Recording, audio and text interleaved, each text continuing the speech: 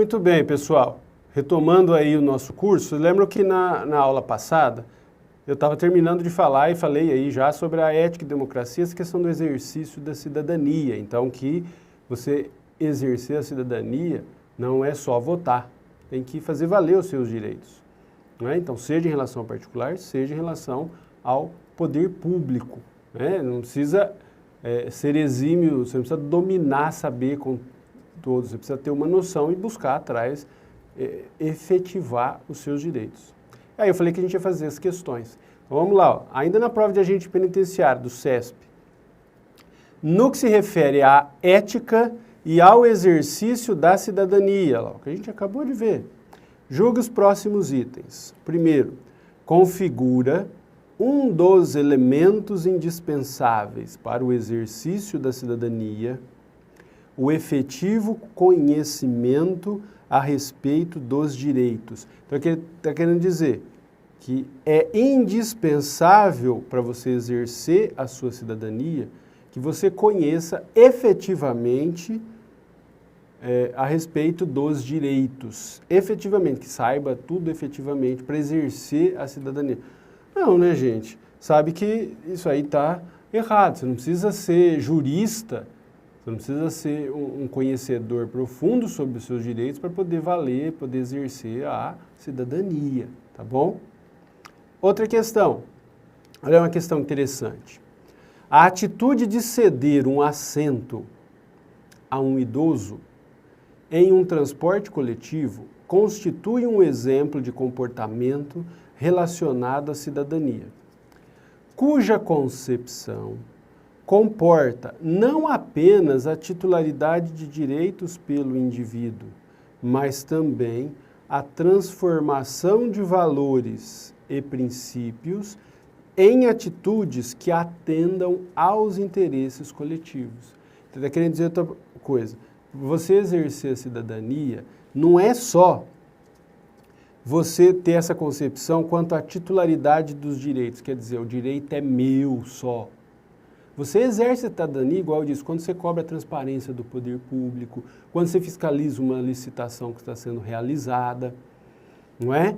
Mas aquilo pode não te dizer respeito diretamente como um direito seu. É um bem da coletividade. Né? Então, isso é exercer a cidadania?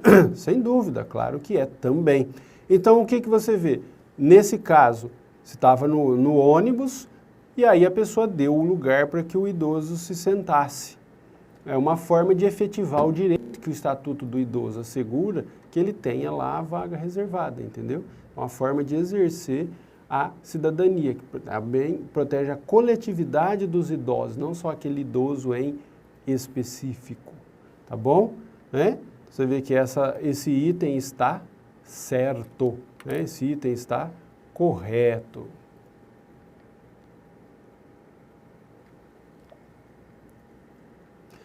Agora vamos falar um pouquinho, em específico, a ética no serviço público. Tem muito a ver com o que a gente acabou de falar, diretamente ligado à ética e democracia. O descaso com o bem público, a confusão do público com o privado, de misturar o que é público, o que é privado, os diversos casos de corrupção, cada vez mais vêm sendo refutados pela sociedade. Por exemplo, teve um estudo, não lembro se foi em 2008, que a Controladoria Geral da União fez, que de 60 municípios que tiveram licitações verificadas, salvo engano, 54 ou 55 tinham irregularidades, que tinham desvios aí em relação à finalidade pública. Em especial em licitação, que ainda, infelizmente, é o ralo aí do desvio de dinheiro público. Não é? Mas o que isso tem a ver? Essa situação toda, a sociedade cada vez mais... Lembra aquela história da moral, de você... Um conjunto de regras, conjunto de comportamentos que são considerados, aceitados como corretos, como socialmente aceitos pela sociedade num período. Então você vê que isso é uma coisa que não vai se encaixar, que você não vai achar. A sociedade, né, de maneira geral, não considera como o correto desvio de dinheiro público, essa confusão de público com privado, a corrupção, cada vez mais vai gerando, né, uma repulsa da sociedade, né? Essa que é a questão que vai envolver em relação à moral, né? Então, o objeto de estudo da ética no serviço público, aí que vem, são as normas que positivaram as exigências éticas do agente público. Então, nesse aspecto ética do serviço público, por que você estuda o código de ética do servidor? Você vai estudar as normas, tem aquelas normas, aquelas condutas morais que passaram para a legislação, que estão na legislação, né, junto com a exigência ética. O que considerava lá o estudo da ética conseguiu ser transferido, né, se entendeu a razão do porquê, para determinada legislação. Então, na ética do serviço público, é isso que vai ser o objeto de estudo. E o que a gente tem em relação a esse comportamento, em relação ao agente público? A gente tem a Constituição Federal, especialmente o artigo 37 caput, que é o que traz os princípios explícitos da administração pública. Tem também a Lei 8429 de 92, que é a Lei de Improbidade Administrativa. Então, lá prevê o que é um ato de improbidade. Ela exemplifica os atos de improbidade lá. Então, ela tem 3 artigos que definem o que é o ato de improbidade, que causa enriquecimento ilícito, que causa dano ao erário, que viola princípio. E aí ela lista os comportamentos, só que eles dizem, o funcionário não pode fazer isso. Então aquilo deriva da ética, deriva da conjuntura que se estabeleceu para a moral, conjunto daquilo que se considera proibido na sociedade, né? Então a lei de improbidade, mas não é inteira, então você costuma estudar trechos dela, então aí na parte específica dos concursos, acaba estudando a parte inicial da lei até se entender quais são os atos de improbidade. E essas normas, tanto a Constituição quanto a Lei 8429, é aquilo que eu já havia dito, isso serve para a área federal, para a área estadual, para a área distrital, né, o Distrito Federal, e também para a área municipal. Então isso aí vale para quem? Esses dois, para União, Estados, Distrito Federal e municípios. Agora, como eu disse, que nós vamos dar esse direcionamento no curso para a área federal. E na área federal, entre outras normas aí que existem, o que é comum mais se estudar?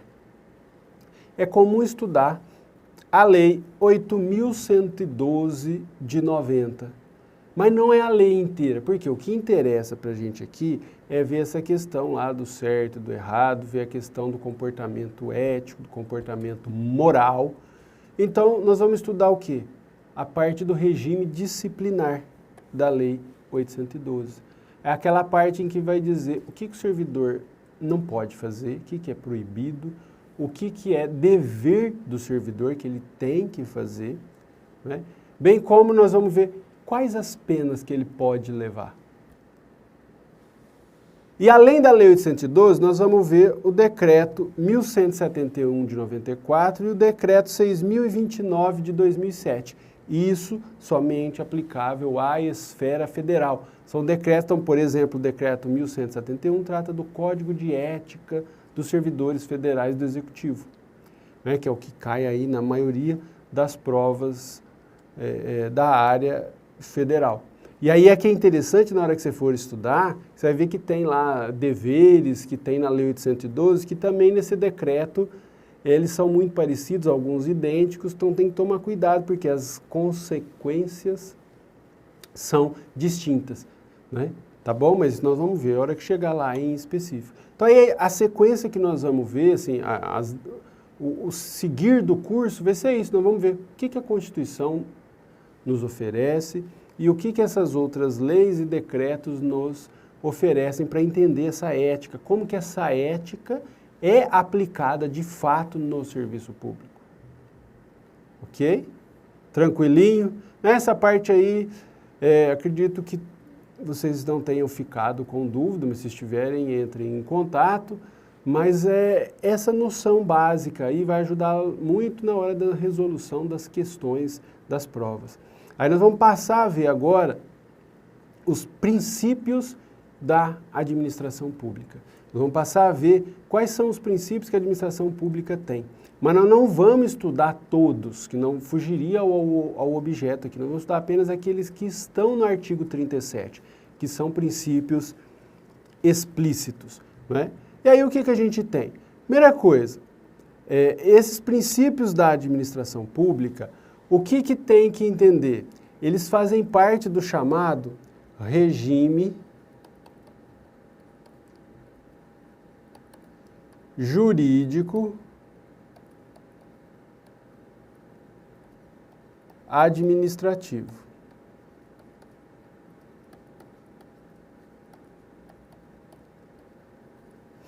Regime jurídico administrativo.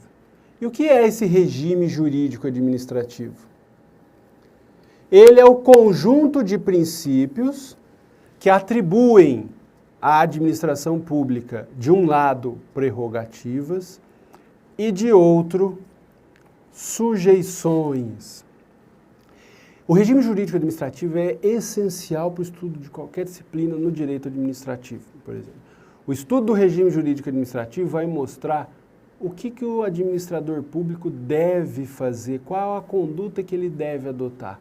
Os princípios é como se ele estabelecesse uma moldura dentro da qual o administrador público vai praticar os seus atos. E aí a questão que se tem que trabalhar em torno dele, que gira essas duas expressões aí de binômio ou bipolaridade do direito administrativo, que na verdade você está querendo dizer de bipolaridade, não vai já pensando aí, eu conheço, é a fulana que ela é bipolar, uma hora ela está bem-humorada, uma hora ela está mal-humorada, né? Não tem nada a ver com isso. Até porque a bipolaridade em si mesmo é um transtorno psiquiátrico sério, não é só essa questão do humor. A questão da bipolaridade aqui que se fala é o quê? De dois polos, bipolo, dois polos. Que dois polos? Uma ponta e na outra ponta. O quê? Eu tenho, de um lado, as prerrogativas e do outro, as sujeições. Quer dizer o quê? A administração pública, para buscar o interesse público, para satisfazer o interesse público, ela pode se valer, ela tem a força, ela tem a supremacia do interesse público, ela tem a prerrogativa. Do outro lado, a administração pública é obrigada a tutelar, a proteger os direitos fundamentais. E também a administração pública não pode se afastar do interesse público, ela tem que sempre estar em busca dele, não pode se distanciar. Então, com isso, eu também imponho alguns limites à atuação administrativa. Eu imponho algumas restrições à atuação administrativa. Por isso se fala em bipolaridade. Do lado eu tenho a força, do outro lado eu tenho limitações. Não é? Tudo bem? Então, essa é a questão da bipolaridade aí do direito administrativo. O regime jurídico administrativo é o conjunto de princípios. E aí você vê, então tá bom, mas e o que são princípios? Tem uma definição muito famosa, que é aí a do professor Canotilho, né? Festejado aí, constitucionalista português, obras extremamente de extrema qualidade, né? O que ele define? Para ele diz que os princípios, eles são os fundamentos de regras jurídicas. Ou seja, são eles que dão suporte de validade às regras jurídicas. E eles têm uma idoneidade radiante. Quer dizer o quê?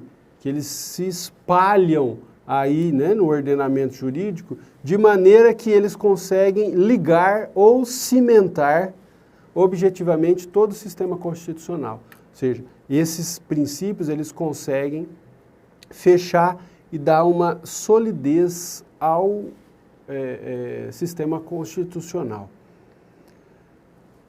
E aí vem o seguinte, ainda em relação aos princípios, né, do nosso constitucionalista aqui, bastante famoso, da Universidade Federal do Ceará, o professor Bonavides, né, o que o professor Paulo Bonavides fala? Ele fala que os princípios hoje são a norma das normas, né? Os princípios constitucionais aí. Eles são o penhor da constitucionalidade das regras de uma Constituição. Isso ocorre por quê? Porque um fenômeno no direito que é a questão do pós-positivismo. O direito não se restringe à lei, como queriam lá os exegetas. Direito não é igual à lei somente, a lei que foi ali aprovada em sentido estrito. O direito vai mais além.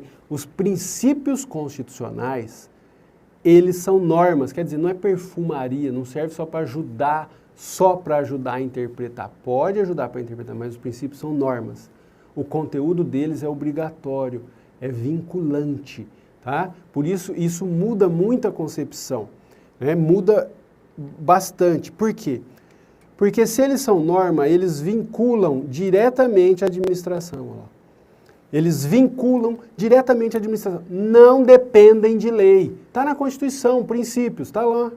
Não precisa de lei. Exemplo. Esse exemplo é marcante, fica claríssimo para ver isso. Ó. O Supremo Tribunal Federal, no recurso extraordinário 579-951, que vocês estão vendo aí a marcação, ele decidiu que a vedação do nepotismo não depende de lei formal. Nepotismo, né? Aquela prática odiosa de contratar parentes para trabalhar em cargos em comissão. O STF entendeu assim, porque não tem lei proibindo. Aí o STF diz, mas não precisa ter. Está proibido pelo princípio da moralidade. Eles consideram que isso não é adequado ao princípio da moralidade, admitir o nepotismo. E aí o Supremo entendeu, ó, não precisa de lei, já está lá. Então isso quer dizer o quê? Que o princípio tem força normativa, ele vale, ele determina o que deve ser. O princípio se aplica, você parte do princípio para o resto. Parte da Constituição para as demais normas e nunca o contrário. Ok? E aí dessa questão de ter essa bipolaridade, esse binômio que eu disse, o quê? De um lado ter as prerrogativas, do outro as sujeições, o Celso Antônio diz, ele usa essa expressão, ele diz que são pedras angulares do direito administrativo o quê? Dois princípios, o da supremacia do interesse público e o da indisponibilidade do interesse público. Então, por quê? Pela supremacia do interesse público, a administração pública pode fazer o interesse público prevalecer sobre o interesse privado se houver conflito. E a indisponibilidade do interesse público, então isso é prerrogativas. Já a indisponibilidade do interesse público, a administração não vai poder se afastar do interesse público. Então, nesse caso, são as sujeições. Então, a supremacia do interesse público está relacionada com as prerrogativas, com o poder, a força da administração. E, por outro lado, a indisponibilidade do interesse público, ela está ligada às sujeições, às amarras que o administrador tem, né? Os outros princípios, de acordo com a doutrina do professor Celso Antônio Bandeira de Mello, que é o estudioso, se não for o maior, é um dos maiores a respeito do regime jurídico dos princípios da administração pública, ele diz que os outros princípios são consequências, são decorrência desse trabalho de ter aí, de um lado, prerrogativas e do outro lado, sujeições, né? Então, e agora nós vamos dar uma olhadinha princípio por princípio. A ideia é ver os princípios expressos que estão no artigo 37, mas nós não vamos ver só eles. Esses dois chamados supraprincípios, essas duas pedras angulares, precisam ser estudadas. E o que diz, então, o primeiro princípio ali, o da supremacia do interesse público sobre o privado? Por esse princípio, o interesse público deve prevalecer sobre o interesse privado. Esse é um ponto. Ah, entendi. Então, sempre que conflitar, em regra, o poder público que vai sair ganhando? Sim. Ah, tá bom. Mas e o que você considera como interesse público? Esse é um ponto que tem, por quê? A doutrina italiana costuma separar interesse público primário e interesse público secundário. Interesse público primário e interesse público secundário. Né? O que é isso? A ideia do interesse público primário e secundário funciona assim. A Constituição, por exemplo, lá no artigo 5º, prevê que se o proprietário não cumprir a função social da propriedade, ele pode perder a propriedade, ela pode ser desapropriada. Né? E a Constituição também assegura que quando o Estado vai fazer uma desapropriação, né, quando for, por exemplo, por necessidade pública, utilidade pública, a pessoa tem que depositar, né, ou a pessoa jurídica estatal, aí, o Estado, a União, ele tem que depositar, tem que pagar o valor justo pela indenização. Então, se o município ou o Estado fala, eu quero economizar, não vou pagar o valor de mercado, né, o valor de mercado desse imóvel, vou pagar o mais barato que eu conseguir para poder economizar. Não é interesse público primário isso. Isso é interesse público do órgão, da prefeitura ali, do governo do Estado. Interesse público não é primário, esse é o interesse secundário, que é o do órgão. O interesse público primário está onde, gente? Está principalmente na Constituição Federal. Principalmente na Constituição Federal. Ou seja, cumprindo a Constituição, você está cumprindo a exigência aí do interesse público primário. O interesse público secundário não pode prevalecer sobre o privado. Então, esse princípio da supremacia do interesse público, ele só pode ser aplicado se o interesse público que está sendo tutelado é o interesse público primário, não é o interesse público do órgão. Okay? E esse princípio pode ser aplicado em diversas situações da administração, como, por exemplo, cláusulas exorbitantes, que nos contratos administrativos, por exemplo, tem uma previsão lá no artigo 78 de que até 90 dias, mesmo a administração não pagando a empresa que foi contratada lá para fazer uma obra pública, ela, em regra, ela tem que continuar prestando serviço. Então, você vê que é uma cláusula que foge aos padrões dos contratos privados. Outra coisa, como uma outra cláusula que exorbita, que extrapola lá o direito comum, direito privado.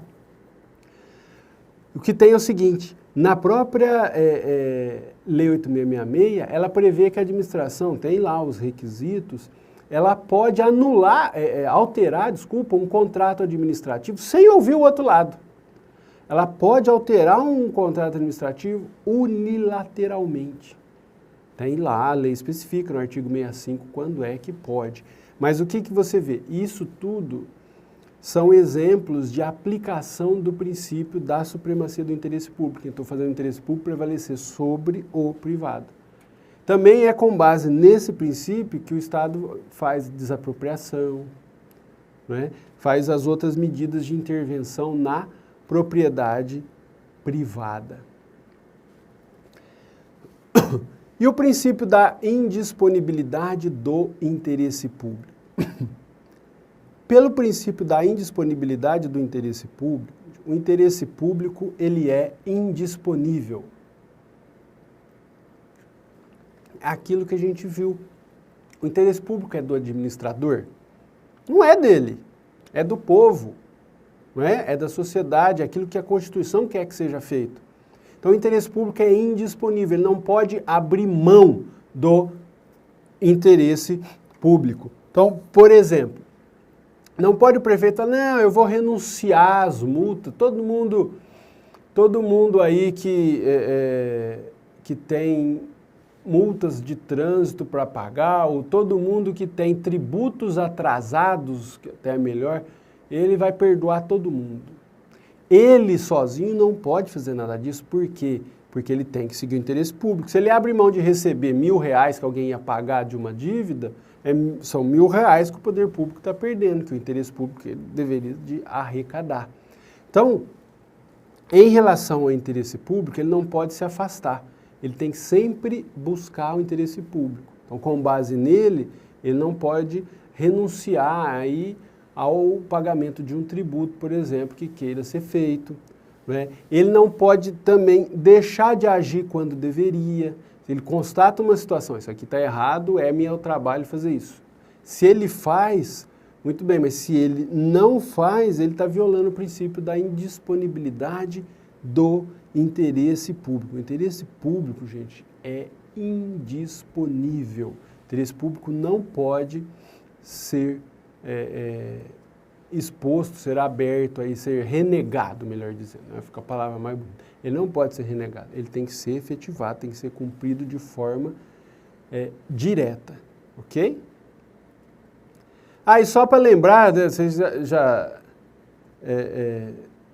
estão carecas aí de saber que nós vamos ver os princípios expressos, e aí eu já coloco aqui, ó, famoso LIMP, né? Que os princípios que estão expressos na Constituição Federal, no artigo 37, são aqueles princípios conhecidos. Por que LIMP? É o L de legalidade, o M de moralidade, o I, né, de impessoalidade, o M de moralidade,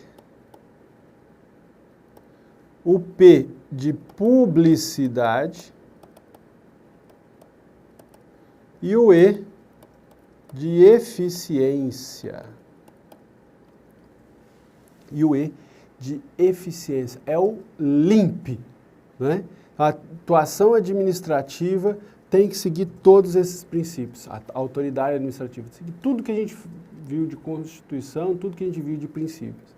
Em relação aos princípios, a gente está vendo agora só os que estão no artigo 37, tirando aqueles dois que a gente já viu. Que é o LIMP, legalidade, impessoalidade, moralidade, publicidade e eficiência.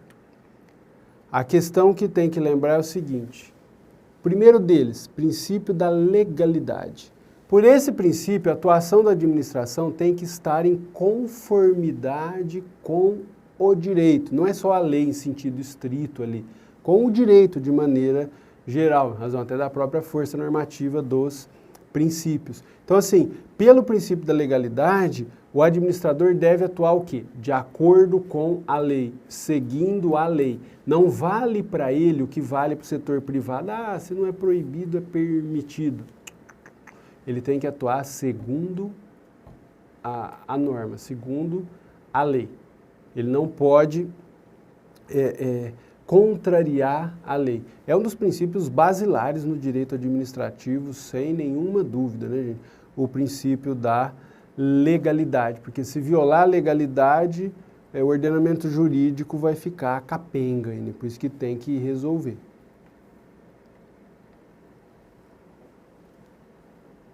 Seguindo aí o LIMP, o I do LIMP, né, é o princípio da impessoalidade. Pelo princípio da impessoalidade, você tem que olhar de duas formas. Em relação aos administrados, nós vamos ver depois, em relação à própria administração. Como funciona isso? Em relação aos administrados, a administração pública tem que buscar sempre a finalidade pública. Ela não pode agir buscando outro tipo de finalidade. Então, que é ser impessoal em relação aos administrados, em relação aos membros aí da sociedade, que seja a busca da finalidade pública, não é? O que você tem em relação a isso? O que é esse aspecto da eficiência? É o aspecto que, assim, eu tenho que tratar, a administração pública tem que tratar todos de maneira igual.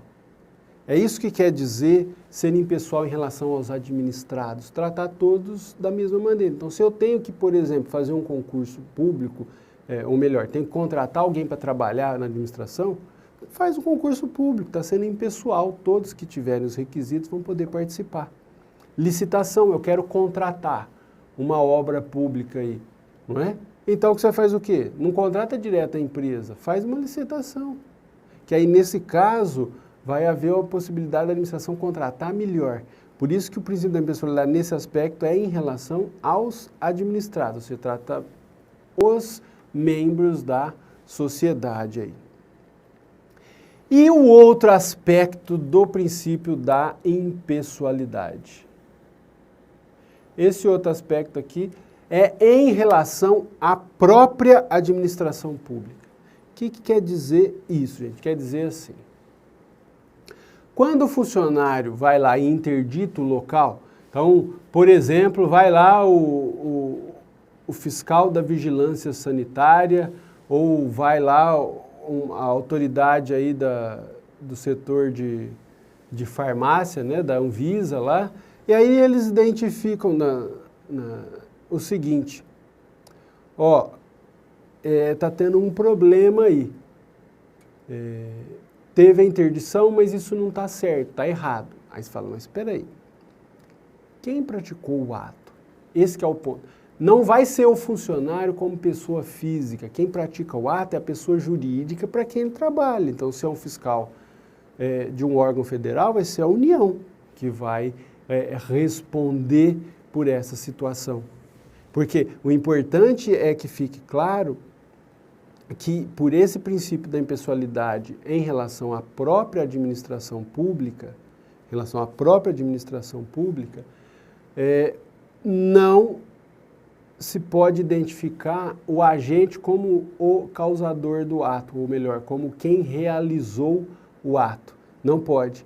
Quem realizou o ato é a pessoa jurídica que o administrador está dentro aí, que o administrador trabalha para o órgão público. Ok? Na próxima aula eu continuo falando sobre o princípio da impessoalidade. Até mais.